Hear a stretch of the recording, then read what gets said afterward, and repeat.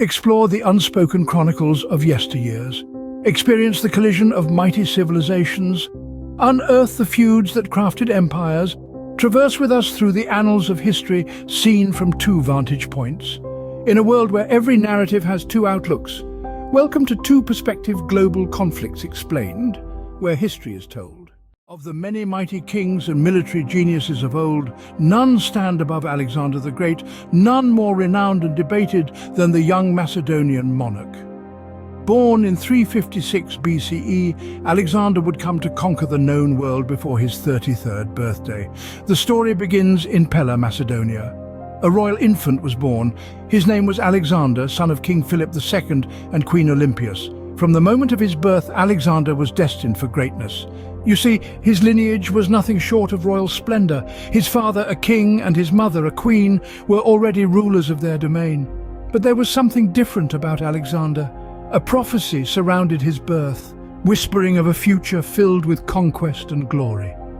This prophecy set the stage for his life, placing a heavy mantle of expectation on his young shoulders. But even with such a royal lineage and prophecy of greatness, Alexander was just a boy.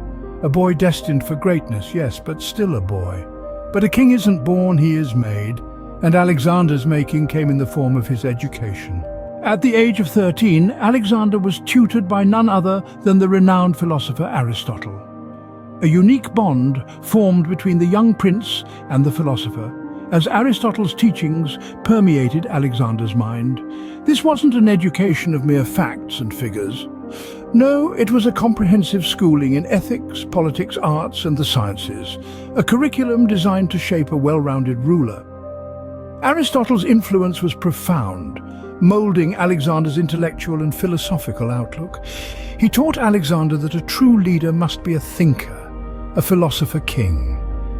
This philosophy came to define Alexander's leadership style, fueling his strategic brilliance on the battlefield. The lessons learned from Aristotle didn't just reside in Alexander's mind, they resonated in his heart, guiding his decisions, shaping his worldview. But even as Aristotle filled Alexander's mind with knowledge, his true education was yet to begin. While Aristotle filled Alexander's mind with knowledge, it was with his father on the battlefield where he learned the art of war. The Battle of Chaeronea in 338 BCE was a turning point for young Alexander. This was not merely a battle. It was a crucible that would forge one of history's greatest warriors. At a tender age, Alexander was thrust onto the battlefield alongside his father, King Philip II, against a coalition of Greek city-states. In the throes of this bloody conflict, Alexander didn't flinch. His military prowess shone brightly, even in the shadow of his father's seasoned command. His strategic brilliance, his courage under fire, and his unyielding will were on full display. Alexander, though still a youth, emerged from the battle not as a boy, but as a formidable warrior, earning the respect and admiration of seasoned soldiers. This event was a prelude to the epic story that was about to unfold. The battle-hardened Alexander had tasted victory, and the throne of Macedonia beckoned. With his father, King Philip II's death in 336 BCE, Alexander found himself the king of Macedonia at the tender young age of just 20 years old. A king at 20, Alexander had to prove his strength not only to his people but to the world. With the throne still warm from his father's demise, Alexander faced his first challenge, a number of rebellions in his empire. He acted swiftly, quelling revolts with a decisive hand and strategic genius. His determination to maintain complete control was as hard as the Macedonian earth he stood upon. Yet, it was his conquest of Thebes that truly signaled his might. Thebes had rebelled against Macedonian rule during Alexander's campaign against Persia. This act of defiance threatened the stability of Alexander's newly acquired empire and undermined his authority as the king of Macedonia.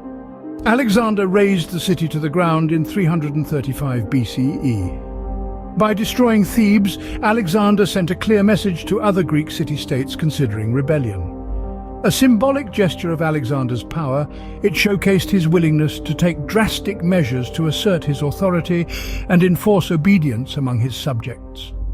Among the ashes of Thebes echoed Alexander's greatness. In 334 BCE, Alexander crossed the Hellespont, a narrow strait in northwestern Turkey that connects the Aegean Sea to the Sea of Marmara into Asia Minor, marking the beginning of his legendary campaign against the Persian Empire. The siege of Halicarnassus took place in 334 BCE. The siege of this mighty castle was an exemplary showcase of Alexander's strategic brilliance and leadership. A Persian-held city, Halicarnassus, fell to Alexander's relentless siege in 334 to 333 BCE. Alexander implemented a naval blockade, starving the Persians of both food and reinforcements. The boy had become a king had become a conqueror, and the conqueror was ready to take on the world. The story of Alexander is one of a born conqueror, a leader, a brilliant strategist, and a one-of-a-kind warrior. However, it doesn't end there. Alexander's invasion of Persia in 334 BCE was just the beginning. In future videos, we will be exploring the life of the mighty ruler of Greece.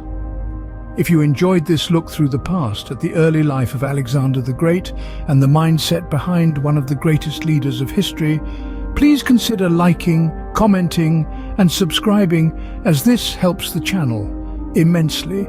And don't forget to hit that notification bell so you don't miss our upcoming projects.